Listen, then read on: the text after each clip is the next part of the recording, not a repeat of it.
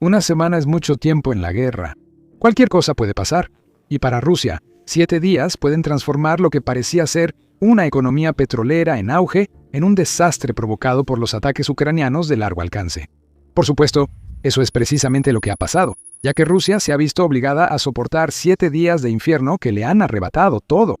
Ucrania consiguió en una semana lo que las sanciones no lograron en años, y Rusia solo puede revisar los restos en llamas. Primero, los llevamos al 31 de marzo.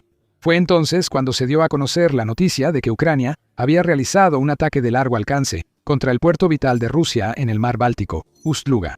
El ataque fue contra un enorme complejo petrolero responsable de procesar 700.000 barriles de exportaciones de petróleo cada día. Además de exportar granos, fertilizantes y carbón, fue un golpe a una red del mar Báltico que gestiona el 40% de las ventas de petróleo ruso. Eso ya habría sido una muy mala noticia para Putin. Lo del 31 de marzo no fue un hecho aislado, más bien parecía una vuelta de honor. Fue el punto culminante de una semana de ataques de largo alcance contra Ust-Luga y Primorsk, el otro puerto clave de Rusia en el Báltico. De hecho, el ataque del 31 de marzo representó la 4ª vez en una sola semana que los drones de Ucrania cayeron sobre Ust-Luga. Esa presión constante envía a Putin el mensaje de que la infraestructura petrolera que creía segura ahora es un objetivo. Olvida eso. No es solo un objetivo, es algo que Ucrania puede atacar cuando quiera. Lo mismo pasa con Primorsk, que ha sido justamente víctima de repetidos ataques ucranianos durante una semana infernal para Rusia que debió parecer interminable. United 24 Media proporciona los detalles, señalando que la campaña de Ucrania contra los puertos de Putin en el mar Báltico comenzó el 23 de marzo con un puñado de ataques que parecían aislados. Ucrania lanzó de nuevo sus ataques con drones, al parecer en respuesta a que Rusia aprovecha el caos en Irán. Eso era probablemente todo lo que iba a pasar, y habría sido suficiente. El ataque del 23 de marzo causó varias explosiones e incendios en tanques de combustible en Primorsk, que son clave para el funcionamiento de un puerto que puede almacenar 921.000 toneladas de crudo y 240.000 toneladas de productos petroleros cuando opera a su máxima capacidad. Pero lo que parecía un ataque aislado resultó ser todo menos eso. Ucrania continuó. Día tras día, los drones han atacado Ust-Luga y Primorsk en una campaña mucho mayor y más fuerte de lo que Putin esperaba. Estos puertos debían ser seguros. Por eso Rusia los estaba usando. Pero los drones de Ucrania han estado viajando cientos de millas, evadiendo las defensas aéreas o simplemente sin encontrarlas, para causar 7 días de dolor al líder sádico que ordenó la invasión del territorio ucraniano. Después de esa semana infernal, Rusia tiene que enfrentar un hecho. Todo está ardiendo en Ust-Luga y Primorsk, y los resultados hablan por sí mismos. El 29 de marzo, un ataque destruyó 3 tanques de combustible en Ust-Luga. Esos tanques tenían una capacidad combinada de 90.000 toneladas de petróleo, todo lo cual está ardiendo, junto con los cascos arruinados de los tanques que alguna vez lo contuvieron. El ataque de Ucrania, el 25 de marzo, contra el mismo puerto, destruyó 5 tanques de almacenamiento de combustible, lo que representa otras 150.000 toneladas de combustible en llamas, además de golpear a un trío de petroleros de la flota fantasma atracados en el puerto. Daños similares ocurrieron en Primorsk, y Rusia tuvo que detener toda la carga de petróleo varias veces esta semana, mientras apagan incendios, evalúan los daños y enfrentan el hecho de que se necesitarán semanas, si no es que meses, de mantenimiento para que sus puertos destruidos vuelvan a tener una capacidad cercana a la que tenían antes. Aunque inicien reparaciones, Rusia sabe que Ucrania puede volver a atacar los puertos. Nada pudo detenerlos durante los 7 días de infierno. Tampoco es probable que Rusia pueda hacer algo respecto a futuros ataques. La inactividad de los petroleros de la flota fantasma también es reveladora. Entre el 23 y el 31 de marzo, solo se cargaron 4 petroleros en Primorsk. El número habitual es 10. Ucrania redujo en un 60% el volumen de carga de los petroleros. En Ust-Luga fue incluso mayor, ya que solo se cargaron 2 de los 8 habituales, lo que representa una disminución del 80%. Y claro, menos petroleros implica menos petróleo vendido. De una cifra típica de 4.1 millones de barriles exportados cada día, las ventas de petróleo de Rusia han caído a solo 2.3 millones de barriles. 1.8 millones de barriles diarios no se venden, justo cuando Rusia intenta aprovechar que los precios del petróleo suben tras la Operation Epic Fury. Vender menos barriles implica menores ingresos para la industria petrolera rusa. Un informe de United 44 Media del 31 de marzo tiene los detalles. Dice que el precio promedio del crudo Urals de Rusia había subido $11.30, alcanzando un máximo de 70 y $3.24 por barril como resultado de la guerra en Irán. A pesar del fuerte aumento, la semana infernal de sanciones aéreas de Ucrania hizo que Rusia solo generara $1.44 mil millones en la semana que terminó el 29 de marzo. La semana pasada, los gigantes petroleros rusos ganaron $2.45 mil millones, por lo que el Kremlin no puede grabar para la guerra más de $1.000 millones en ingresos petroleros. Ese es todo el punto. Rusia pensó que se le había lanzado un salvavidas económico en la guerra, ya que una combinación de fracasos de las sanciones occidentales y el rápido aumento de los precios del petróleo le permitiría generar miles de millones de dólares más en ingresos petroleros. Y entonces algo cambió. Ucrania apuntó con sus drones y golpeó objetivos una y otra vez. Ahora, las ganancias que Rusia quería sacar mientras duraba la buena racha han terminado ardiendo bajo el poder de fuego que Ucrania ha llevado a los puertos bálticos. En solo 7 días, Ucrania ha logrado hacer lo que las sanciones no pudieron hacer durante años, y ha llevado a la economía rusa, que tuvo un breve destello de esperanza, rápidamente hacia la ruina total. Más adelante trataremos los problemas económicos de Rusia. Primero, enfoquémonos en los fracasos de las sanciones, a los que la semana en que Ucrania fue mermando las exportaciones energéticas rusas podría considerarse respuesta directa. No sería justo decir que las sanciones occidentales han fracasado totalmente contra la maquinaria de guerra rusa, ya que sí han limitado en parte la capacidad de Putin para hacer la guerra, según el Economics Observatory. Desde el inicio de la invasión de Putin hasta agosto de 2025, según el medio, las sanciones occidentales han costado a Rusia unos $100.000 millones en ingresos que ya no pueden destinarse a soldados o equipo para usar en Ucrania. Ese es un buen resultado, pero el problema es que $100.000 millones en 3 años son poco comparados con lo que Rusia sigue generando por la venta de petróleo y gas. Solo en 2024, señala el observatorio, Rusia pudo generar $235.000 millones por sus exportaciones de petróleo y gas.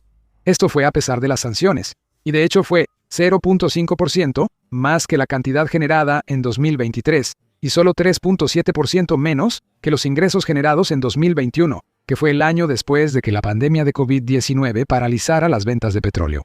Estos no son los resultados contundentes que Ucrania necesitaba ver de las sanciones, y han tenido como consecuencia darle a Putin mucho más dinero del que debería tener para financiar su invasión a Ucrania. Si sumamos la flota fantasma, en la que se cree que Putin ha gastado más de $14.000 millones y que permite que más dinero ilícito del petróleo y gas llegue a Rusia, entonces tienes un problema. Las sanciones de Occidente son buenas en teoría y están teniendo efecto, pero no llegan lo suficientemente lejos, y se podría argumentar que la aplicación de esas sanciones no ha estado a la altura de lo que se supone que deben lograr. Después se lanzaron Operation Epic Fury y Operation Roaring Lion. Esa operación conjunta contra Irán, tan efectiva como ha sido como demostración del puro poderío militar estadounidense, ha agravado el problema de las sanciones al lanzarle un salvavidas a Rusia, aunque no tan fuerte como Putin quisiera que fuera. Pero ya que estamos en esto, si este es el tipo de análisis que quieres ver, recuerda suscribirte a The Military Show. Lo desglosamos así cada semana. Existen argumentos a favor y en contra de la continuación de Operation Epic Fury. Pero lo único en lo que todos pueden estar de acuerdo es que ha causado caos en los mercados energéticos.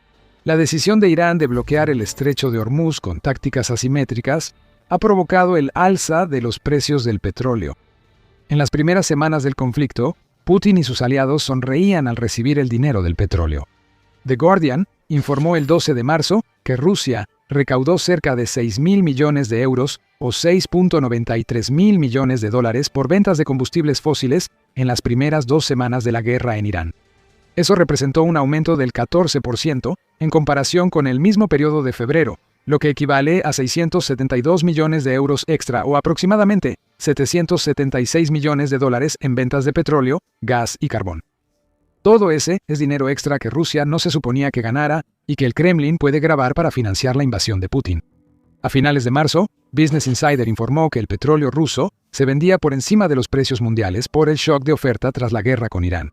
El petróleo ruso pasó de negociarse con un descuento de $12 a venderse con una prima de $4 en comparación con el crudo de referencia del Mar del Norte, que es exactamente el efecto opuesto al que se supone que deben tener las sanciones y los topes de precios.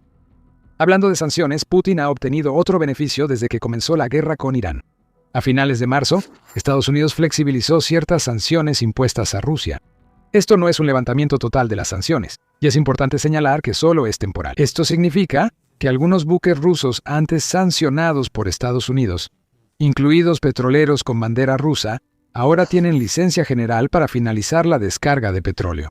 El alivio aplica solo para la carga embarcada antes del 12 de marzo y es válido hasta el 11 de abril, informa RBC Ukraine. Pero incluso con estas restricciones, la decisión de Estados Unidos ha sido recibida con sentimientos encontrados. Es comprensible que Estados Unidos haya decidido levantar temporalmente las sanciones como una solución rápida al alza de precios del petróleo por la Operation Epic Fury, aunque no sea una medida duradera. Sin embargo, varios líderes occidentales, como el canciller alemán Friedrich Merz y el presidente francés Emmanuel Macron, consideran la medida innecesaria y, según Macron, injustificada. Un alivio temporal para Rusia podría facilitar futuros levantamientos de sanciones, especialmente si la Operation Epic Fury se vuelve una campaña prolongada. El presidente ucraniano Volodymyr Zelensky se unió a la condena, declarando durante una reunión con Macron en Francia: levantar las sanciones llevará a un fortalecimiento de la posición de Rusia. Este alivio de Estados Unidos daría a Rusia unos $10.000 millones para la guerra, lo que no ayuda a la paz. Todo lo que Estados Unidos ha hecho para ayudar a Rusia es temporal. Lo mismo podría decirse del bloqueo del Estrecho de Hormuz y el caos en los precios del petróleo que ha ayudado a causar. El presidente de Estados Unidos, Donald Trump, afirmó el 1 de abril que el país está finalizando el trabajo en Irán, aunque tomará 2 o 3 semanas más. Habrá que esperar para comprobarlo. Si es así, ya hay una posible fecha para el fin del caos que ha favorecido a Rusia. Pero para Ucrania, cualquier beneficio para Rusia ya es demasiado. En vez de permitir que Putin gane más dinero por sanciones mal aplicadas y lo ocurrido en la Operation Epic Fury, Ucrania eligió la segunda opción. Si las sanciones tradicionales no están ayudando tanto como deberían, entonces una semana de sanciones voladoras hará el trabajo. Esto nos regresa a Ust-Luga, Primorsk y la principal ruta del petróleo ruso en el mar Báltico. Además, hay una cosa más que aún no hemos cubierto, así que quédate con nosotros hasta el final para descubrir qué es. En el frente del Báltico, ya compartimos varios datos sobre el impacto inmediato de los 7 días de infierno. Ahora veamos los logros de Ucrania desde una perspectiva más amplia. Según el Atlantic Council, los 2 puertos bálticos que Ucrania ha estado destruyendo durante 7 días son responsables del 40% de toda la capacidad de exportación de Rusia. Ese número es enorme, y los ataques de Ucrania a esa capacidad generan preocupación dentro y fuera de Rusia. El analista Boris Ehrenstein calificó lo ocurrido esta semana como la mayor amenaza para las exportaciones de petróleo ruso desde la invasión de Putin en 2022 sin Tomyai. Esa amenaza puede aumentar. Ucrania ya definió rutas a puertos bálticos, y Rusia no ha respondido tras más de una semana. Estos ataques también son evidencia, si es que se necesitaba más, de que Ucrania ha desarrollado sus capacidades de ataque de largo alcance hasta el punto de poder golpear una gran cantidad de objetivos que son de importancia crítica para Rusia. Putin debe prestar atención a estas señales, ya que si Ucrania sigue atacando los puertos bálticos rusos, podrían quedar inutilizados durante toda la guerra, siempre que Ucrania mantenga sus sanciones aéreas. Revisemos el éxito inicial de Rusia en ventas de petróleo durante las primeras 2 semanas de Operation Epic Fury. Ya mencionamos que The Guardian reportó que Rusia ganó $6.93 mil millones en las primeras 2 semanas de la guerra. Los puertos bálticos siguen abiertos, pero cada vez están más cerca de quedar fuera de servicio.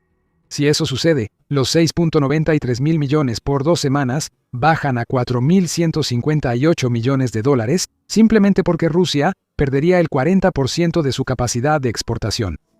Incluiremos la cifra de $235 mil millones que era el ingreso de Rusia por petróleo y gas en 2024. Eso baja a $141 mil millones si el 40% de la capacidad de exportación rusa queda fuera de servicio. El punto que queremos hacer aquí es que los ataques con drones de Ucrania han demostrado que la economía rusa puede verse fuertemente afectada en tan solo una semana. Imagina lo que Ucrania lograría con un mes o un año de ataques. Los puertos bálticos podrían volverse tan peligrosos que ningún capitán de petrolero querría entrar. Eso podría quitar miles de millones del fondo de guerra de Putin. Y buenas noticias para Ucrania. Hace poco mencionamos que hay otro tema pendiente en el video. Esa otra cosa es Siberia.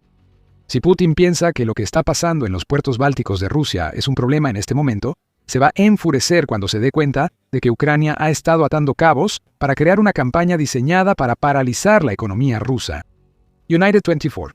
Media tiene los detalles, ya que señala que Ust-Luga y Primorsk son parte de una cadena de suministro de petróleo siberiano que incluye el oleoducto Druzhba y un par de refinerías, Kiroshinevda-Orsk-Sintes y Yaroslavl. Estas instalaciones producen 2.6 millones de los 9 millones de barriles diarios que Rusia dice poder generar. Eso representa casi un tercio de las exportaciones de petróleo ruso en estos 5 lugares. Ust-Luga y Primorsk están siendo golpeados tan fuerte que deben cerrar. El oleoducto Druzhba está cerrado desde enero, afectando el suministro en Hungría, Eslovaquia, República Checa y otros países europeos. 3 de 5 puntos conectados. Otro aspecto es que la semana infernal que Ucrania le provocó a Rusia incluyó un ataque a la refinería Kiroshinevdi-Orsk-Sintes a mitad de semana. El ataque fue tan fuerte que cerró la refinería, reduciendo aún más las exportaciones de barriles rusos. En cuanto a Yaroslavl, probablemente ya adivinas lo que estamos a punto de decirte. También fue atacada. El 28 de marzo se informó que la refinería estaba en llamas tras un ataque con drones ucranianos. Se han ido atando cabos. Mientras Ust-Luga y Primorsk han estado acaparando todos los titulares, y con razón, el verdadero problema detrás de esos problemas evidentes para Rusia es que Ucrania ha estado eliminando toda la cadena de suministro de petróleo de Siberia. Poco a poco se ha desmoronado, en una acción coordinada y calculada como nunca antes por Ucrania durante la guerra. Ya quedaron atrás los días de ataques aislados contra las instalaciones petroleras de Rusia. Ucrania mejoró su estrategia otra vez. Ahora, los ataques constantes a nodos clave en la cadena de suministro son habituales en ofensivas de largo alcance, y ese es el principal problema para Putin. Rusia está perdiendo activos clave que sostienen su economía estancada, y hasta expertos pro-Kremlin admiten que la están debilitando. El Banco Central de Rusia, la Escuela Superior de Economía y el Centro de Análisis Macroeconómico y Pronóstico, a corto plazo, publican indicadores que muestran que la economía rusa ha venido entrando en recesión desde noviembre de 2025. Y de aquí en adelante solo va a empeorar. Ucrania tiene acorralada a Rusia. El reto ahora es mantenerla ahí. La semana infernal sería una serie de golpes, ganchos, uppercuts y todo lo que Ucrania pueda lanzar a Rusia. Ucrania debe mantener fuera de línea la cadena de suministro siberiana. Los cierres temporales muestran la efectividad de las sanciones aéreas de Ucrania. Si esto sigue, la Operation Epic Fury acabará.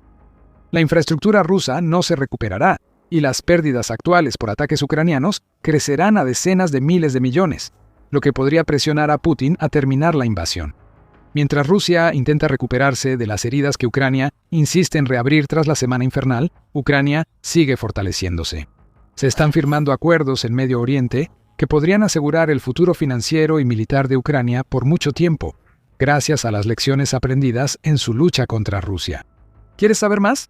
Mira nuestro video sobre cómo la guerra con Irán vuelve a Ucrania un actor clave en Medio Oriente. Y si te gustó este video, recuerda suscribirte a The Military Show para ver más de nuestro análisis sobre la campaña de ataques de largo alcance de Ucrania contra Rusia. Y como siempre, gracias por vernos.